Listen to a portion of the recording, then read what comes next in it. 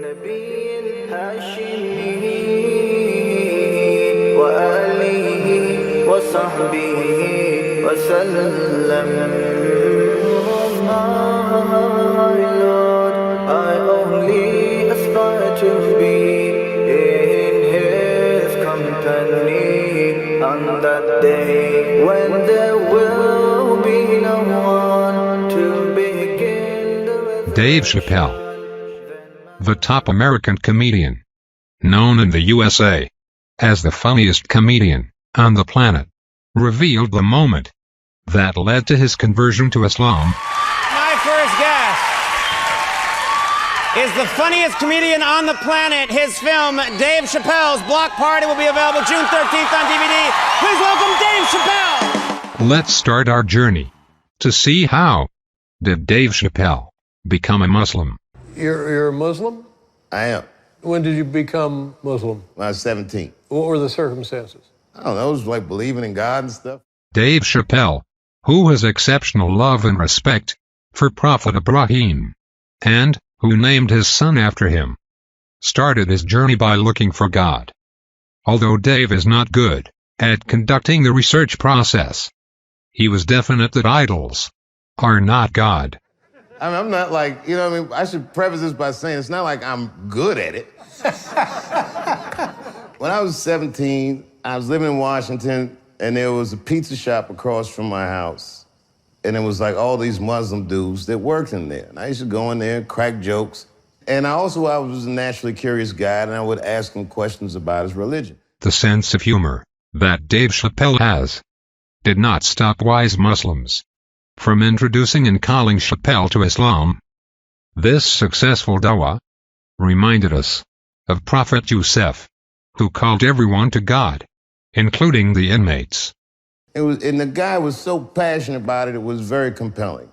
I like the perspective of it, and I think these things informed my decision that I wanted to have a meaningful life, a spiritual life. Now, let's see how the story of Prophet Ibrahim and the well of Zamzam helped Dave Chappelle to have a meaningful and spiritual life. The prophet Abraham had built the Kaaba in the city of Mecca. That's that holy structure, the cube that you see everyone walking around. That is the Kaaba. When he came to Mecca, he left his wife Hagar and his son Ishmael alone in the desert. He said, "Don't worry about anything. God will take care of you." And he bounced. So I'm reading about you being Muslim, and they reference something that I was fascinated by. The well of Zamzam. There's a well called Zamzam. It's in Saudi Arabia. And the myth goes that a family walking through this desert dying of thirst. And this endless well presents itself. You and I could go see it. Right, so I could go see it. You probably have to make some phone calls. Have you been there? I have. She was very distraught after some time, and she ran between two mountains.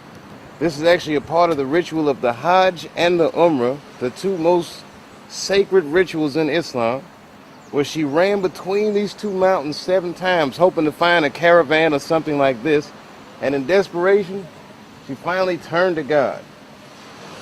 She prayed, and the angel Gabriel came down and struck his foot onto the ground, and water began to gush from the sands. So much so that she screamed out Zam Zam, like this water, which literally means stop, stop. Zam Zam is a well in the holy city of Mecca. It's only welcome to Muslims. It's not a tourist location. No, nor should it be. The man is the prophet Abraham and his wife. The word Zamzam, you guys speak Arabic, literally means stop, stop, because when it was commanded that this well would appear, the water gushed forth so much that the wife screamed, stop, stop, because it was so overwhelming. And they say that it's an inexhaustible well. Mm. This well still goes forth today, so much so that over 3 million pilgrims will come to the city of Mecca every year, and each one can leave with as much Zamzam water as they like. So God's promise is true. The thing that comforts me about it is the idea that all of this is from a singular source, that this source is ultimately kind, and even though we may not understand the intentions of this source, they were all connected and bounded by it. You know, like Islam, as it's been presented in the public space, is such a narrow and dismissive view of a religious belief. Dave Chappelle was successful to introduce Islam to the audience by shedding light on the fascinating story of the well of Zamzam. He also made the audience aware of how the media presented Islam in a wrong way. Now, we will continue our journey with Dave and see how he will describe Islam as a beautiful religion to the American public. It's a beautiful religion, like a beautiful religion. And the ideas in that religion are reflected in all the major Abrahamic faiths. You'll see these ideas in Christianity or Judaism, you know.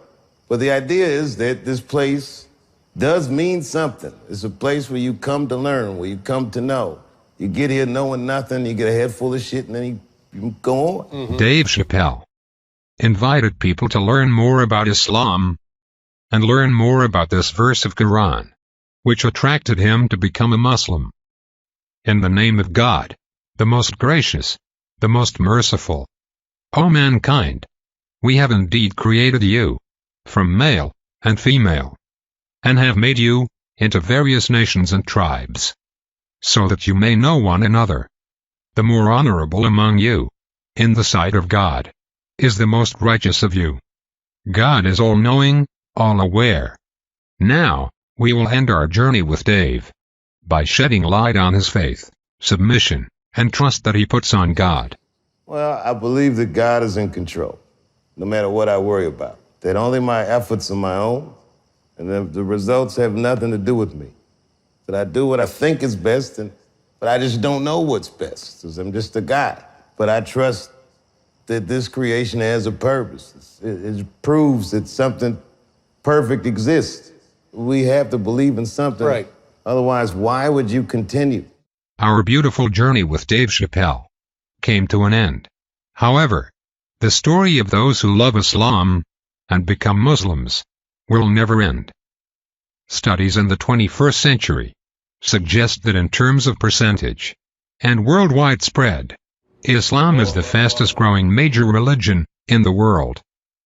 Islam is the religion of God that does not differentiate between white and black, or rich and poor. Day when there will be no one to begin the resurrection, then mankind will turn to the chosen one in sajda.